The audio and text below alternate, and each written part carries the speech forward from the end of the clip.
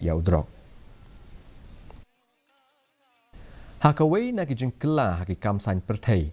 Kinong elam bat kinong kershan jengko All India Trinamool Congress ha Umroi Constituency kelami no nakaseng bantau pat ya ke Umroi Constituency Progressive Forum lani UCPF. Kani kesinjam kelami hadien kajing syarem jong MLA Barim uba George B. Lyngdoh ha ke election jong senam ahajar arpolai. Katba kani keseng bertemai kadang penkre na kebenta ke election MDC ke Banselong ha senam ahajar arposan. Abakren sigala apotai khubor u MLA Barim uba George B. Lyngdoh ula batai baya karai ban ino ya ka AITC la shim hadin kajing peliu jingmut bat kinong elam shnong bat kinong kershan la tawi ke election committee ban kmi bnya ba banjet ya ki kertong nak benta ke election MDC.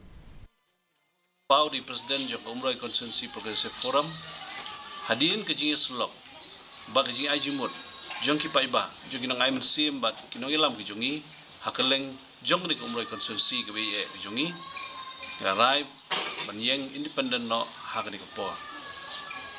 Umroi Constituency Progressive Forum di forum ke balai lu forum independent bat hak juga kepo.